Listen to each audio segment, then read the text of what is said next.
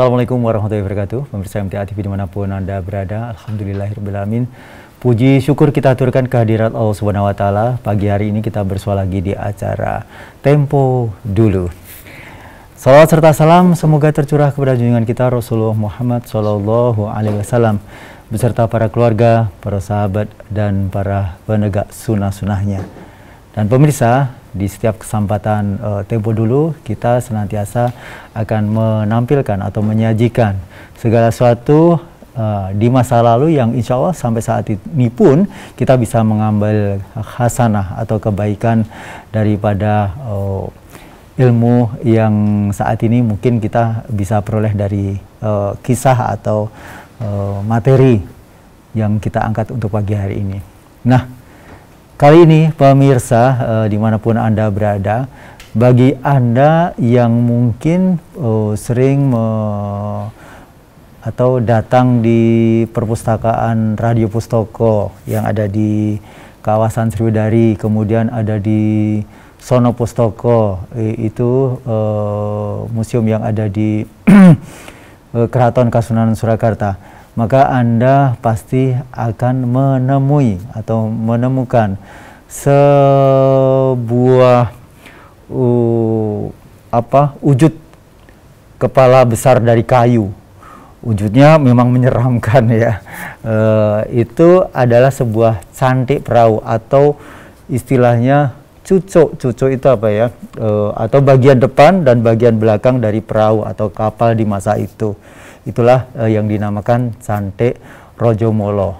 Dan pagi hari ini terkait dengan tema adalah Baita Ageng Kyai Rajamala. Baita itu adalah kerama inggil atau bahasanya kapal begitu, ageng besar, kiai biasa disebut dari barang-barang atau hal-hal yang di keraton itu biasanya keris itu juga bisa disebut kiai siapa, kiai pleret dan sebagainya.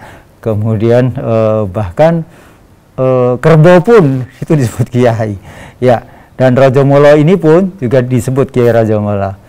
Berikut ini kita mendapatkan kehormatan telah hadir di studio MTA TV.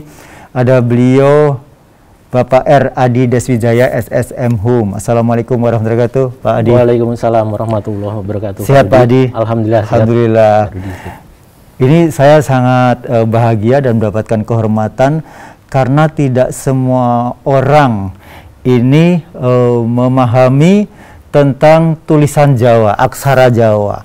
Kemudian Pak Adi ternyata menjadi seorang penulis babatipun kagungan dalem Baita Kyai Rajamala, dan itu ada di Perpustakaan Nasional terbitan tahun 2020.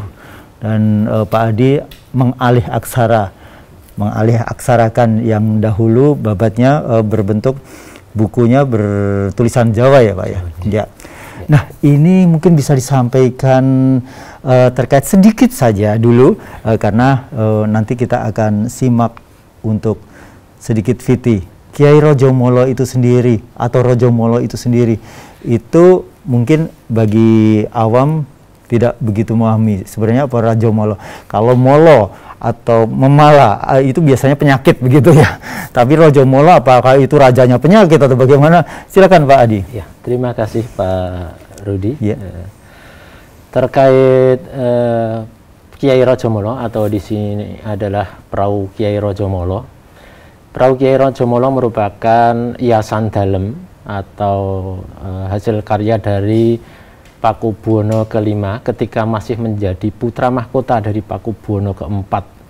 Jadi dinamakan Kyai Rajamala karena berdasarkan dari cantik atau hiasan dari ujung perahu tersebut yang berbentuk kepala tokoh pewayangan Rajamala.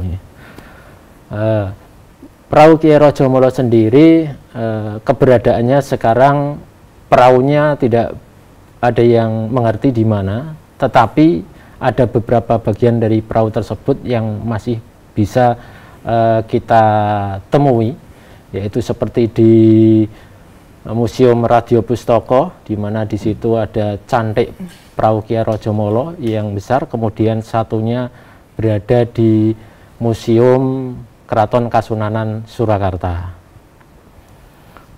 Ya, baik, itu tadi pemirsa sekilas tentang Kiai Rojomolo itu apa telah disampaikan oleh beliau Pak Adi Deswijaya. Beliau juga selaku dosen Prodi Pendidikan Bahasa dan Sastra Daerah Universitas Veteran Bangun Nusantara atau Univet Bantara Sukoharjo.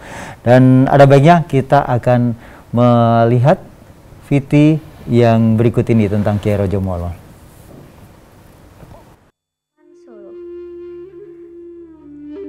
Siapa yang tidak mengenal sungai yang satu ini? Namanya sudah mendunia bersama lagu ciptaan Maestro Gesang. Namun, ada kisah yang mulai pudar di aliran sungai yang membelah Pulau Jawa ini.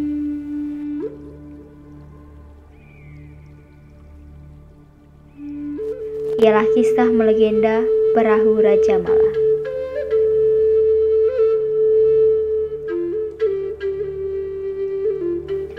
Perahu Raja Mala dibuat atas inisiasi Raden Mas Sugandi atau Kanjeng Gusti Pangeran Adipati Arya Amangkunegara III yang nantinya menjadi Sinuwun Pakubuwono V. Pembuatan perahu ini dilatar belakangi oleh kekhawatiran Raden Mas Sugandi jika bibinya dikembalikan ke Madura. Jika itu terjadi, maka beliau akan mengantarkan bibinya sendiri ke Madura menggunakan perahu.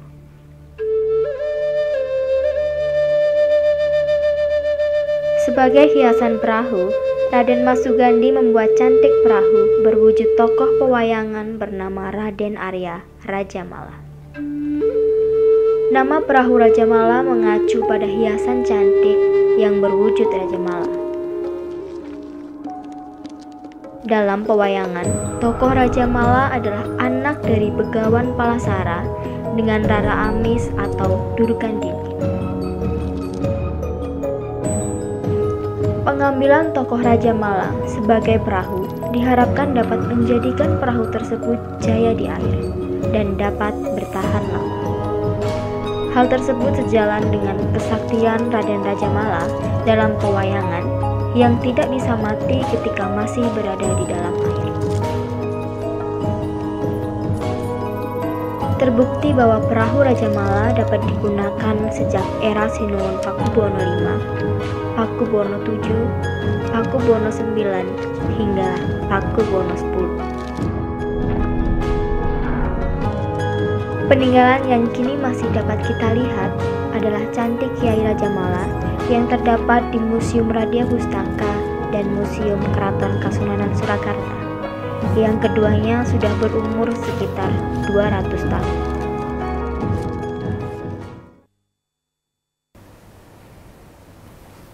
Ya, itu tadi gambaran sekilas tentang cantik perahu Kiai Rojomolo. Ada yang menyampaikan perahu biasanya kecil, tapi ini baito. Bagaimana sebenarnya tentang hal ini? Begini, jadi baito Kiai Rojomolo di dalam naskah yang dulu saya alih aksara dan menjadi skripsi itu bahwasanya baito Kiai Rojomolo di dalam naskah tersebut telah mengalami renovasi. Jadi naskah tersebut berisikan tentang renovasi baito Kiai Rojomolo yang sebelumnya baito Kiai Rojomolo karya dari Pakubuwono V saat masih menjadi putra mahkota itu berukuran panjangnya adalah 115 kaki. 115 kaki itu bisa disetarakan dengan 34,5 meter panjangnya. Lebarnya 21 kaki atau bisa disetarakan dengan 6 meteran, kurang lebih 6 meter. Sebesar itu pada saat itu mengarungi Bengawan Solo dari Surakarta, dari Beton sampai dengan Madura, Gresik Madura. Kemudian di naskah yang babatipun kawan dalam baito Kiai Rojomolo diceritakan pada zaman Pakubuwono IX di Langenharjo, kondisi perahu Kiai Rojomolo atau baito Kiai Rojomolo itu sangat mengkhawatirkan. Badan perahunya sudah tua dan harus direnovasi. Oleh Pakubuwono IX sendiri memerintahkan abdinya seperti Rano Pranoto, kemudian Atmo Witono untuk merenovasi baito tersebut dengan beberapa bagian yang masih baik seperti cantik depan belakang itu masih baik dipakai lagi, sehingga beliau Pakubuwono IX membuat perahu baru lagi dengan ukuran lebih kecil, lebih kecil, ukurannya menjadi 22 meter panjangnya, lebarnya masih sama 6 meter. Jadi seperti itu. Sebenarnya antara baito, pengertian baito dan perahu itu sama. Sama ya. Lebih dahulu baito ya daripada perahu. Oh, betul. Ya. Sama sebenarnya. Cuman ya ukurannya tidak seperti kapal di samudra tidak. Iya. Karena juga peruntukannya untuk Bengawan Solo ya. Iya, Bengawan Solo. Iya. Dan ini apakah satu-satunya ya yang dimiliki oleh keraton Rajamala atau baito itu sendiri? Ya. Jadi baito Kyai Rajamala itu merupakan satu-satunya perahu titian dalam. Jadi dulu dipakai untuk titian dalam bila ingin melamar putri Madura, bahkan juga untuk mengantar para putri atau garwa dalam untuk pulang ke Madura itu memakai baito Kyai Rajamala. Dan itu di samping baito Kyai Rajamala pada saat berlayar ke Madura itu dikawal dengan perahu-perahu kecil. Perahu kecil ada Kyai Baruno, ada Kyai Bintang Timur dan sebagainya itu mengawal sampai ke Madura. Saat itu diceritakan di Babat Madura pada zaman Pakubuwono ke-7. Ya. Dan itu pun juga menggunakan cantik-cantik lain ya. Cantik-cantik lain, ada yang berwujud ular, ada yang berwujud Baruno orang ya? sedang semadi gitu. Ya. Jadi semakin kita mengetahui bahwa Mamang itu bisa menjadi simbol ya ketika Rajamala itu ada di baitonya raja, kemudian yang lain-lain mengiringinya begitu. Ini mungkin juga kalau pemirsa pernah melihat film Titanic ya, itu yang biasa yang ada di depan, kemudian ada laki-laki dan perempuan begitu, nah itu cantik ya, seperti cantik ya. Karena tidak ada ya, soalnya yang kita ketahui kalau kapal biasa gitu tidak ada ya yang namanya cantik begitu ya. Ini apakah sebelumnya pernah ada ya cantik itu di kerajaan sebelumnya, Pak? Kalau yang sepanjang saya tahu itu kalau seperti di Cina itu kan banyak cantik naga seperti itu yang saya tahu. Gitu. Berarti mungkin juga terinspirasi dari hal-hal itu begitu. Kemudian sebenarnya waktu itu siapakah insinyurnya untuk pembuatan baito itu sendiri? Iya, terima kasih. Jadi begini, di naskah Babat Pakubuwono V itu diceritakan bahwasanya memang Pakubuwono V saat menjadi putra mahkota itu dawuh di abdi dalam undagi. Untuk membuat cantik tukang kayu tersebut, ya. Tapi ada versi lain itu buatan Pakubuwono V sendiri atau saat menjadi putra mahkota, karena beliau juga ahli dalam seni ukir. Nah, saat itu kemudian kalau di naskah babatipun kagungan dalam baito Kyai Rajamala tidak disebutkan apakah itu buatan Pakubuwono V sendiri atau abdi dalam undagi, tidak disebutkan. Hanya di situ dinamakan perahu Kyai Rajamala karena menyesuaikan dengan bentuk cantik. Kemudian di saat renovasi zaman Pakubuwono IX itu disebutkan bahwa ada salah satu arsitek Belanda yaitu Mayor Carlier itu disebutkan bisa memperkirakan berat perahu tersebut. Tidak disebutkan insinyur itu sebagai arsiteknya atau apa, tidak disebutkan, tapi hanya Mayor Carlier tersebut memperkirakan bobot dari baito tersebut adalah 800 dacin atau 50 ton. 50 ton. 50 ton, ya. Hanya disebutkan itu Mayor Carlier sebagai arsitek Belanda.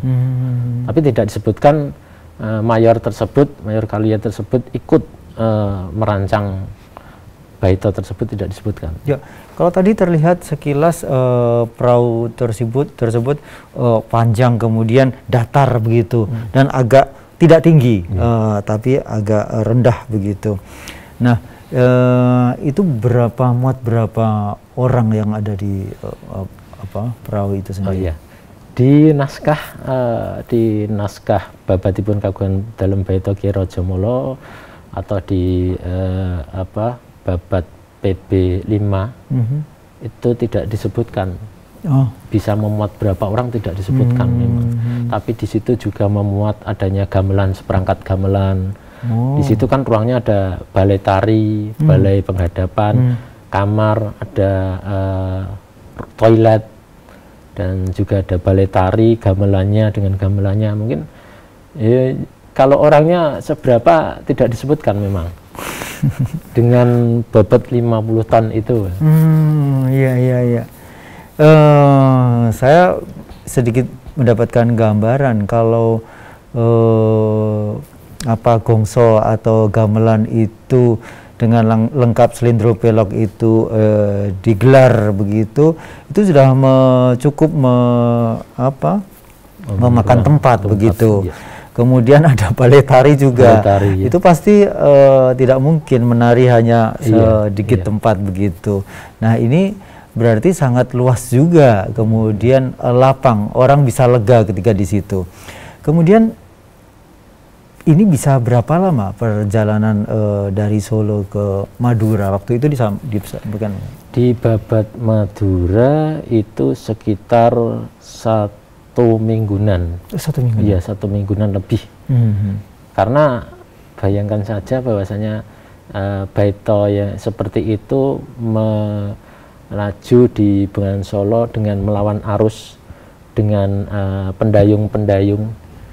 Melawan arus? Melawan arus.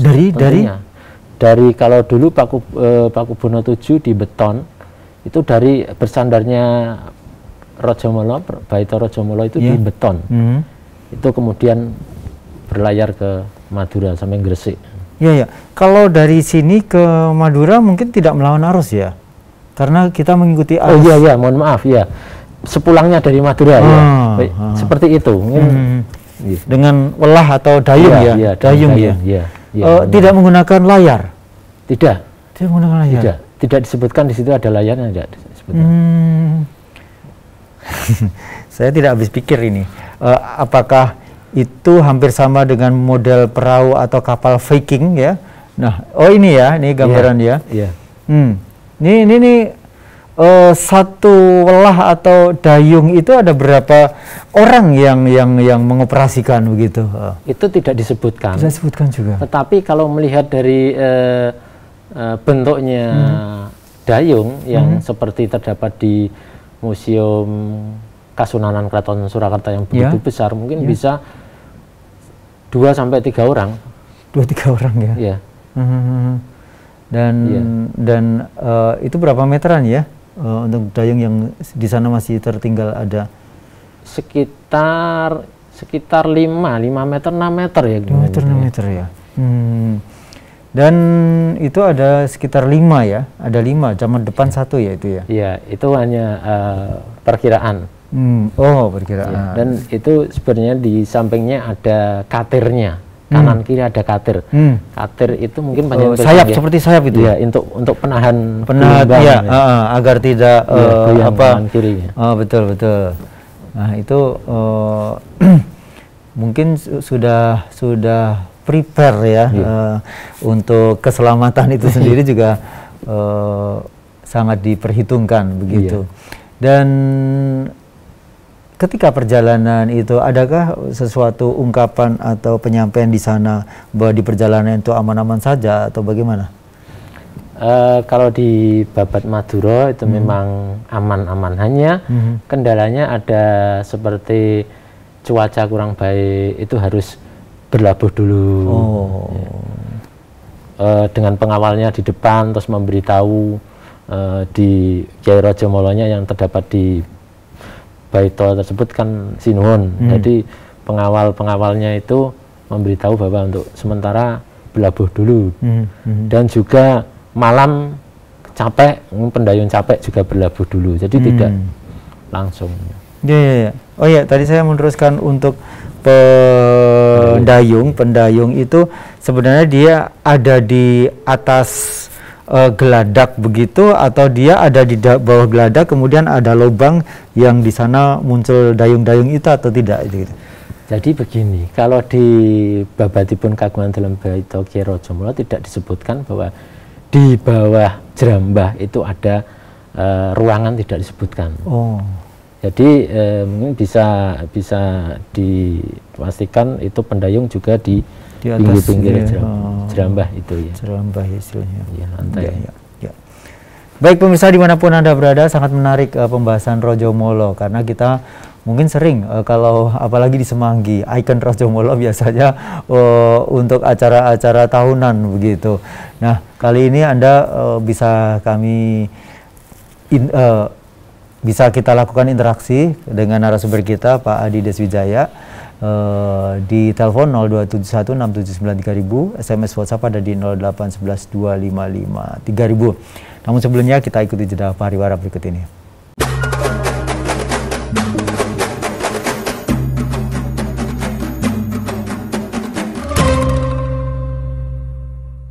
Baik pemirsa dimanapun Anda berada, Anda masih menyimak sajian Tempo Dulu untuk pagi hari ini, dan kita masih membahas tentang Baito Ageng Kiai Rojo Molo.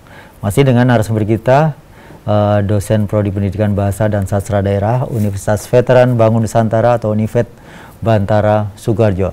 Dan pemirsa dimanapun Anda berada, pagi hari ini bagi Anda yang mungkin sedang menyimak dan mungkin ingin tahu tentang hal-hal yang saat ini mungkin belum sempat saya tanyakan, silahkan saja telepon di 02716793000, SMS WhatsApp ada di 08112553000.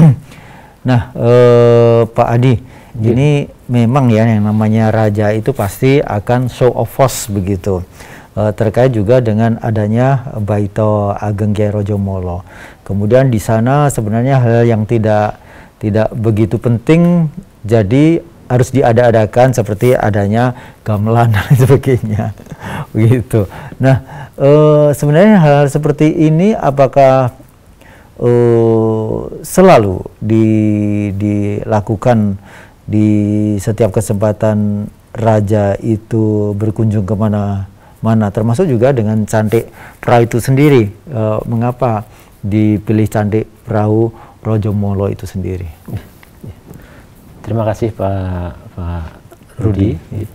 Jadi begini, setiap raja melakukan perjalanan, khususnya di Baito Kiai Rojo Molo, itu ada hiburannya, yaitu tari, beksan, dan juga dengan diiringi gamelan.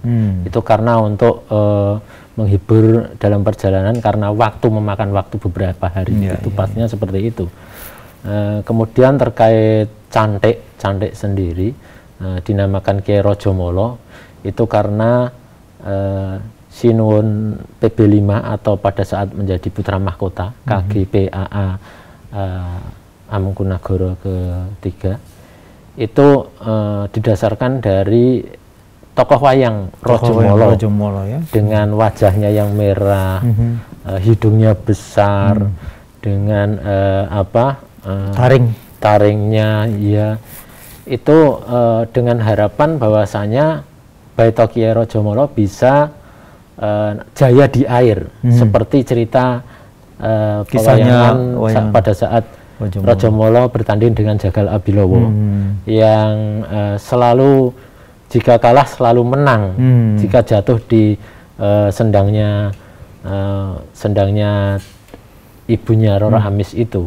Tapi setelah akhirnya Jagal Abilawa tahu bahwa kelemahannya adalah dengan memanah sendang tersebut. Ketika Rajamala jatuh ke sendang, maka mati karena sendangnya sudah dipanah, berkobar api, hingga akhirnya Rajamala musnah. Itu yang membuat KGP-AA itu tadi, atau Raden Mas Sugandi itu berkeinginan membuat cantik berupa tokoh pewayangan Rajamala agar jaya di air, sakti.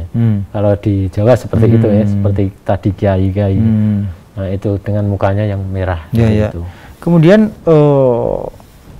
barang-barang peninggalan dari perahu atau Baita Ageng Kyai Rajamala itu yang sekarang masih bisa kita dapati apanya saja?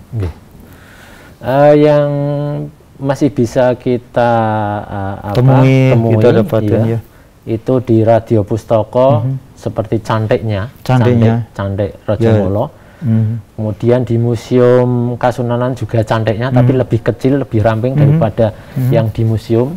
Kemudian di Museum Kasunanan itu ada dayung. Kemudian di Museum Radio ada jangkarnya juga. Ada cantik-cantik perahu pengiring lainnya juga di Museum Radio ada juga.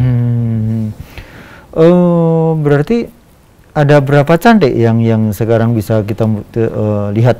Yang bisa kita lihat itu sebenarnya ada 3 tambahan lagi. Yang pertama di Museum Radio, yang kedua di Museum Kasunanan, yang ketiga di Pesanggeran Langenharjo. Itu Pesanggeran Langenharjo itu merupakan hanya replika. Oh, replika. Ya, jadi tiruan begitu ya? Iya.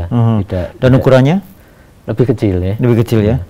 Kalau perbandingan yang di Radio Pustaka dengan Kasunanan itu beda ukuran, apakah memang itu sebenarnya di satu perahu dengan salah satunya ada di belakang dan di depan? Ini yang di Radio Pustaka atau di mana ini? Ini yang di Radio Pustaka. Radio Pustaka ya. Ya.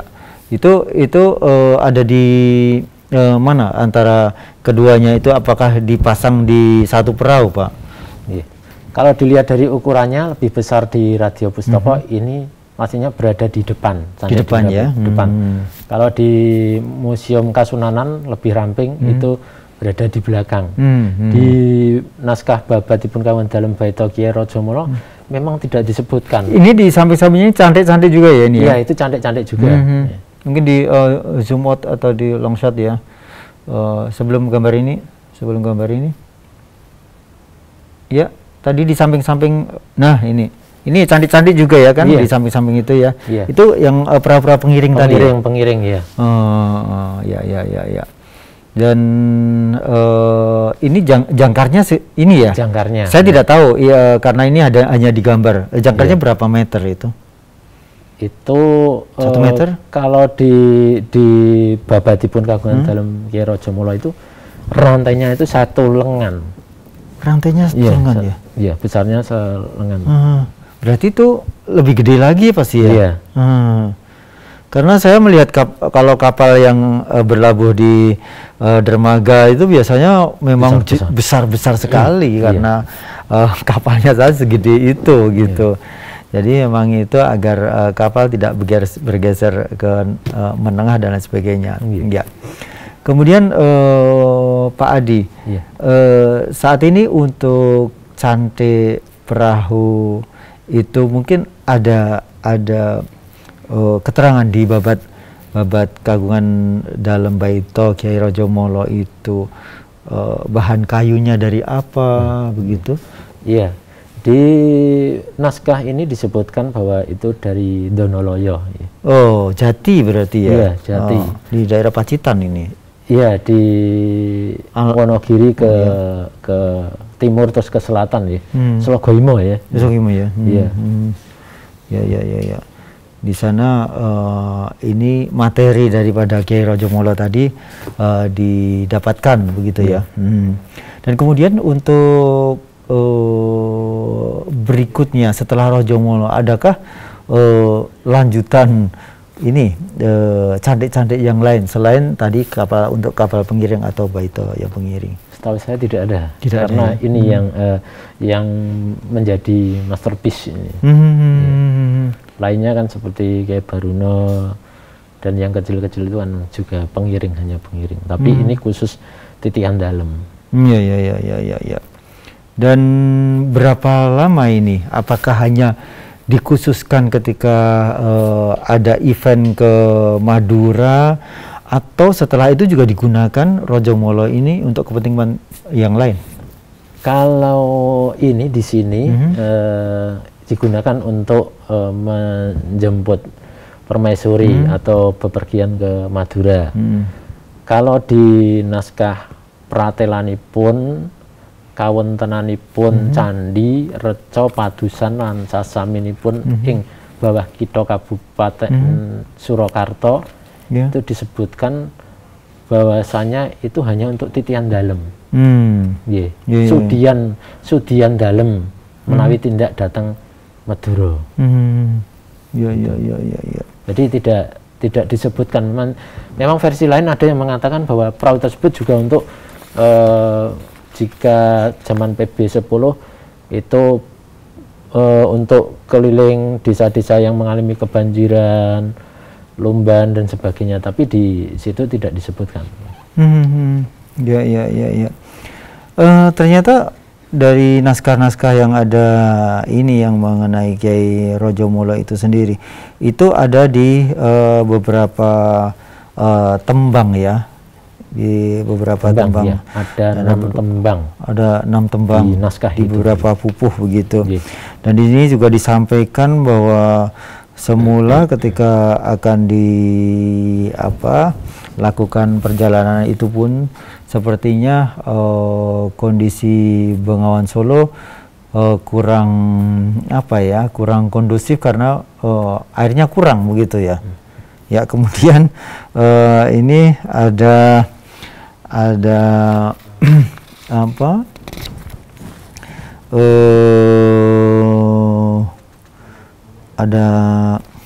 pupuh yang menyampaikan bahwa di sana ketika Sang Prabu PB 9 ini memberikan perintah memastikan besarnya air sungai pada hari Jumat tanggal 28 Jumadilahir Lakir bersamaan tahun Cimakir, dengan sekalan pangesti Sang Prabu lir Nagaraja berdoa memohon diberikan air dan akhirnya dikabulkan oleh Allah seperti yang diharapkan. Kemudian hujan turun dengan deras semalam dan tidak berhenti. Nah, ini sangat menarik sebenarnya ya, hal-hal yang ternyata di sana ada ikhtiar dan doa gitu. Memang benar itu. Bagaimana tentang hal itu? Jadi begini, pada saat renovasi perahu tersebut untuk penurunan dari Langenharjo dari halaman Pesanggerahan menuju ke sungai itu ada pertentangan, perselisihan pendapat. Kalau Sinuhun Pakubuwono IX itu mempunyai ide bahwasanya agar mudah turun ke sungai menunggu air Bengawan Solo besar dulu, jadi bisa airnya sampai ke tempat tersebut. Tapi oleh para pekerja yang bekerja membuat itu menolak, malah inginnya dilakukan dengan cara gotong royong dengan menggunakan balok besar. Jadi seperti digelindingkan ungkit ya. Nah, itu akhirnya Sinuhun pun menyetujui. Jadi kalau dengan ide Sinuhun itu nanti malah membahayakan para pekerja menyampaikan hal tersebut kepada Atmo Pramono ya. Saya lupa Atmo Pranowo atau siapa itu. Itu kalau dilakukan sesuai dengan perintah Sinuhun itu malah akan membahayakan para pekerja, bahkan perahu tersebut. Lebih baik dilakukan dengan ada yang meminggul katernya, ada yang menggendong. Nah, itu sampai akhirnya bisa turun ke sungai itu dari jam 10 pagi bisa turun jam 6. 6 sudah bisa. Nah, itu mereka para pekerja sampai berdoa, ya Allah cepat tolonglah agar perahu ini bisa turun ke sungai. Mereka semua seperti itu ya. Bahkan Sinuhun juga memohon doa ya agar diberikan hujan agar sungainya airnya besar bisa membawa, tapi para pekerja tidak mau apa yang disampaikan oleh Sinun. Iya. Ya, Masya Allah, ini kalau saya mungkin ini bukunya masih ada ya, kitabnya yang asli dengan tulisan Jawa masih ya? Di museum. Di museum ya? Di perpustakaan Sasono Pustaka Kasunanan Surakarta.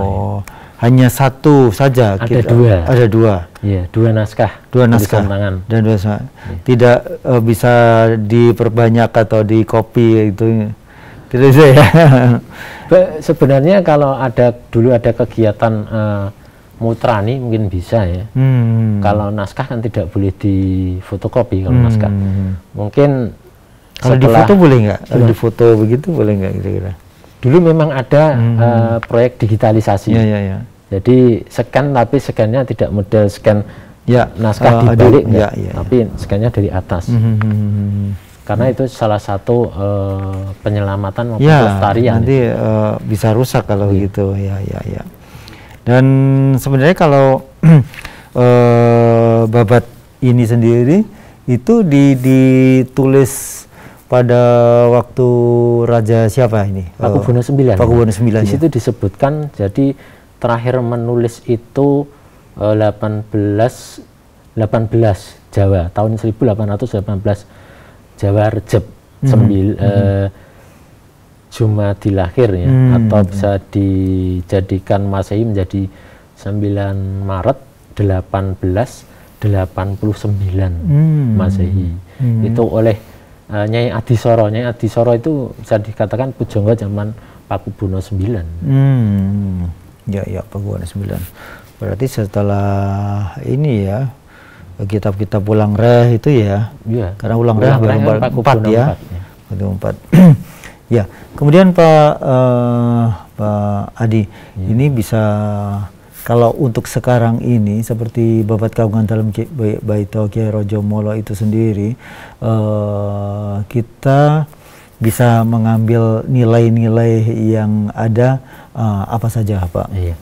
Jadi begini, kalau dari naskah ini yang pertama adalah apa itu namanya, kearifan lokal gotong royong. Gotong royong. Jadi kita lebih memilih gotong royong pada saat membawa perahu tersebut untuk bisa turun ke sungai. Kemudian juga religi ya, tadi bahwasanya kekuatan itu semua datangnya dari Allah, sehingga Sinun pun itu sampai berdoa agar diberikan kemudahan untuk menurunkan perahu. Bahkan para pekerja juga dengan jerih payah kekuatan, tekad, yakin bahwa bisa, memohon pada Allah berikan otot kekuatan untuk bisa menurunkan perahu. Jadi di situ terdapat. Dan waktu itu pembuatan sebenarnya ada di mana, Pak? Di Langenarjo di mana? Kalau zaman Pakubuwono IX ini itu di Langenarjo. Di Langenarjo ya? Iya, di Langenarjo. Kalau mungkin bisa tahu tempatnya di mana gitu? Itu di situ dikatakan di alun-alun Langenarjo. Berarti kalau di alun-alun Langenarjo atau berarti di halaman depannya pesanggrahan Langenarjo itu. Ya. Itu dan itu memungkinkan juga bahwa perahu yang berukuran 30 meter panjangnya itu masih apa ya, masih wajar. Kalau ada beberapa sumber yang menyampaikan 70 meter sebenarnya sudah salah. Dari sungainya pun lebarnya kan sampai. Iya. Pak Adi, ini sesuatu yang sangat membuka cakrawala pandang kita terkait dengan tinggalan dari cantik perahu ini zamannya Raja Pakubuwono ke-9 ya, ke-9. Dan waktu itu memang juga apakah karena raja yang termasuk yang terkenal itu Pakubuwono X, pernahkah juga menggunakan Rajamala ini? Iya. Kalau Pakubuwono X itu di manuskrip pratelanipun kawontenanipun Candi Reca Patilasan Padusan lan sasaminipun ing bawah kitha Kabupaten Surakarta disebutkan di situ ada Molo. Bahwasanya di situ Pakubono X pun merenovasi Rajamala tersebut. Panjangnya berbeda, lebarnya juga berbeda, jadi lebih kecil. Itu dikecilkan, direnovasi, atau membuat baru lagi? Kalau di zaman ini, zaman PP 9 itu membuat baru lagi. Oh, itu lagi. Karena badan perahu tengah itu sudah tua. Oh, kropos begitu ya? Kropos, ya. Terus dibuat baru. Di situ sampaikan dibuat baru. Ya. Entah itu diperpendek atau memang membuat baru lagi dengan memakai bekas-bekasnya seperti cantik dipakai juga, ya itu kurang begitu. Iya, kurang detail ya informasinya ya. Di Pakubono X juga seperti itu. Bahkan pada zaman Pakubono X, Kyai Rajamala diganti namanya menjadi Rajanagara. Rajanagara, ya. Ini kalau beliau memang sudah terkenal banyak peninggalan-peninggalan yang sangat monumental begitu, termasuk kereta wisata atau sepur ya, kereta api wisata. Kemudian zaman meninggalnya ada kereta untuk jenazahnya juga ya, yang mungkin saat ini bisa dilihat di alun-alun Kidul. Baik, terima kasih Pak Adi Deswijaya, sangat menyenangkan bisa berkenalan dengan Pak Adi Deswijaya, luar biasa karya-karyanya, mudah-mudahan akan selalu muncul lagi dengan temuan-temuan dari ahli aksara yang lain begitu. Terima kasih, selamat beraktivitas kembali, sehat selalu. Assalamualaikum warahmatullahi wabarakatuh. Waalaikumsalam warahmatullahi wabarakatuh. Pemirsa dimanapun Anda berada, demikian tadi sajian Tempo Dulu untuk pagi hari ini. Kita telah mendapatkan informasi tentang Baito Ageng Kyai Rajamala. Saya Rudi Herfianto, mohon maaf atas segala kesalahan. Bila taufiq wal hidayah. Assalamualaikum warahmatullahi wabarakatuh.